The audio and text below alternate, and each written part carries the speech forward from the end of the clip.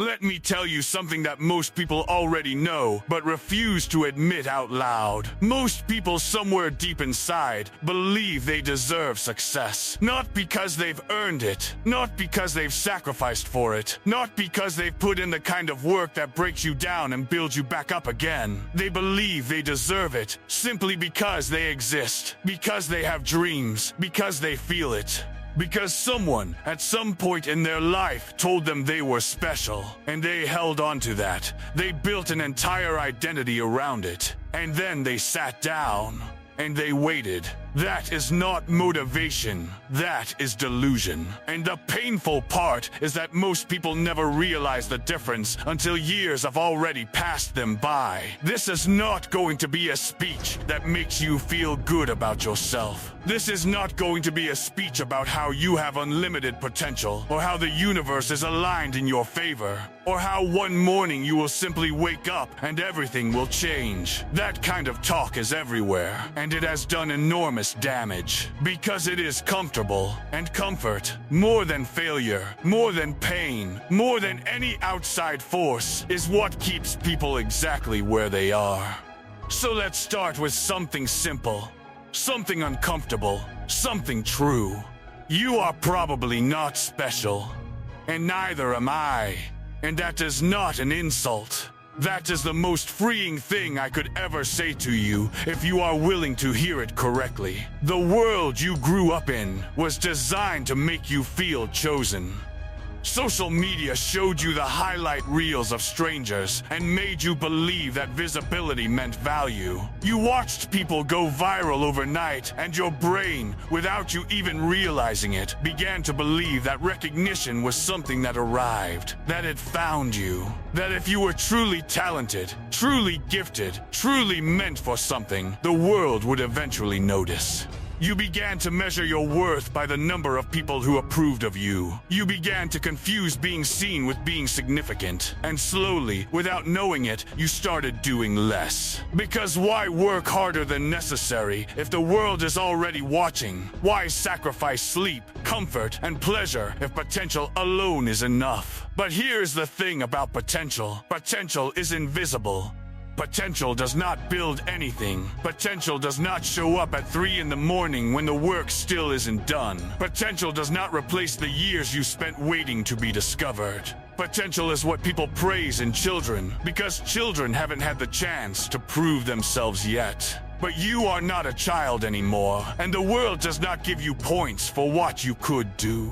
It only responds to what you actually do, consistently, over time, without applause. Think about the people you genuinely respect, not the people you follow online, not the people who are popular, the people you actually respect, the ones you look at and feel something real. I would bet that almost every single one of them has one thing in common. They work, quietly, relentlessly, without needing you to validate them. They are not waiting for the right moment. They are not waiting for inspiration. They are not waiting for someone to finally recognize their worth. They showed up. They kept showing up. And eventually, the results made the noise that their ego never had to. That is the reality of discipline. It is not loud. It does not post about itself. It does not need you to believe in it. It just works, day after day. In the hours when nobody is watching. In the moments when the motivation is completely gone. In the seasons where nothing seems to be moving and it feels like all of it is pointless. Discipline does not care how you feel. It asks only one question. Are you going to do the work? Or are you going to find a reason not to? Now let me describe the entitled mindset to you. Not to mock it, but because you need to recognize it if it lives inside you. The entitled mindset wakes up and immediately begins negotiating. It tells itself it deserves a slow morning. It tells itself it worked hard yesterday, so today is fine. It tells itself that the reason it hasn't succeeded yet is because the right opportunity hasn't appeared. It tells itself that other people got lucky, or had connections, or were born into the right circumstances. The entitled mindset is brilliant at explaining why results haven't arrived yet, and it is completely silent on the subject of what it is actively doing to change that. The entitled mindset is addicted to the idea of itself. It loves thinking about the future version of itself that is successful, confident, admired. It just hates the process required to become that person. The disciplined mindset is different, not in a dramatic way, not in a way that makes a good story. It is different in a quiet, almost boring way. The disciplined mindset wakes up and does the next thing. It doesn't ask if it feels like it. It doesn't check how many people are watching. It doesn't need the work to feel meaningful every single day. It understands that most days the work is not inspiring. Most days it is just work. Repetitive, unglamorous, lonely work. And it does it anyway. Because it understands something that the entitled mindset has never accepted. The results are on the other side of the days you didn't feel like it. Not the days that were easy, the days that were hard and dull and thankless, and you did them anyway. Let's talk about skill, because this is where a lot of people get lost. There is a tendency to believe that talent is the deciding factor, that the people who succeed are simply built differently from the beginning, that they have some innate gift that you either have or you don't. And this belief is deeply convenient, because it removes responsibility. If it's about talent, and you weren't born with enough of it, then there is nothing you could have done differently. The outcome was determined before you even started. But that is not how skill actually works. Skill is built slowly, ungracefully, through repetition that feels pointless for a long time before it suddenly isn't. Through failure that stings for longer than you expected.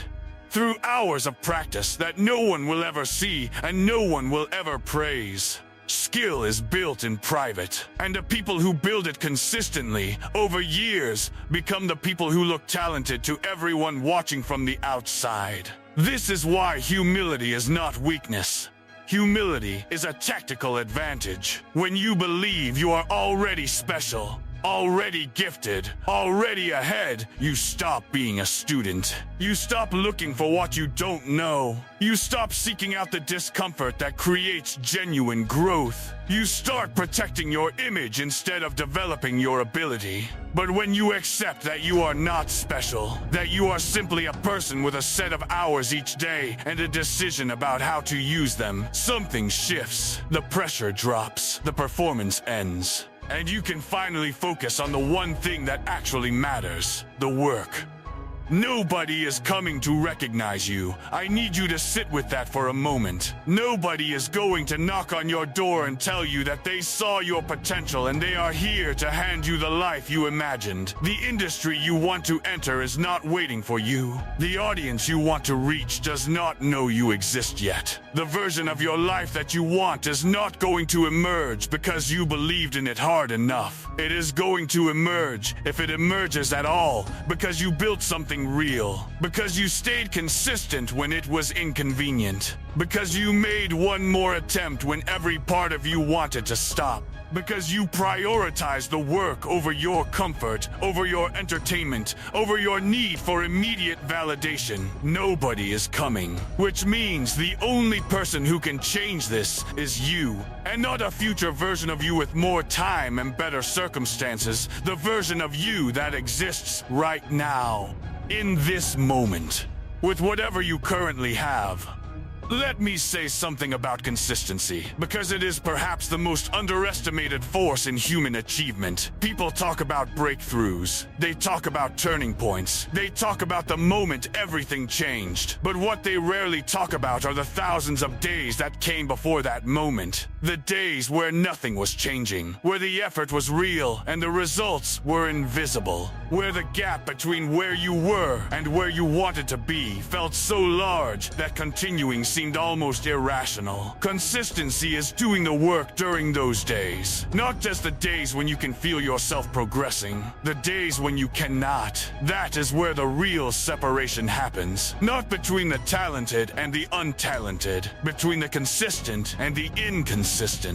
Between the people who kept going through the invisible seasons and the people who needed results to be visible before they were willing to keep moving. And then there is delayed gratification. The willingness to sacrifice what feels good right now for what you actually want long term. This is perhaps the discipline that the modern world has made the most difficult, because the modern world is engineered to give you instant everything.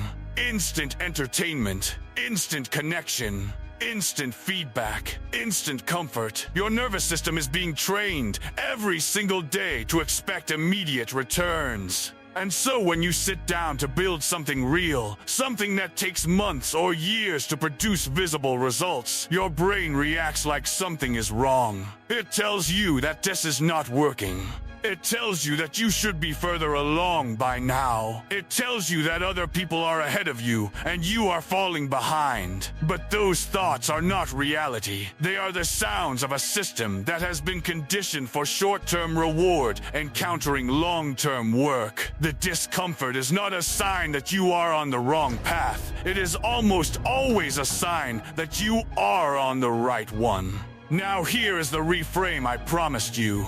Being not special is not a tragedy. It is actually the beginning of something real. Because the moment you stop believing you are owed something, you stop waiting for it. The moment you release the idea that your talent alone is sufficient, you start building the skills that make talent irrelevant. The moment you stop performing specialness for the people around you, you start doing the invisible work that creates actual results. The ordinary person, who works like they have something to prove, who studies when no one is watching, who refines their craft in silence, who stays consistent when the world gives them no reason to, becomes something genuinely rare. Not because they were born with something others weren't, but because they chose something others wouldn't. That choice is available to you right now. Not tomorrow. Not when life gets easier or quieter or more aligned with your plans. Right now, with the situation you are actually in,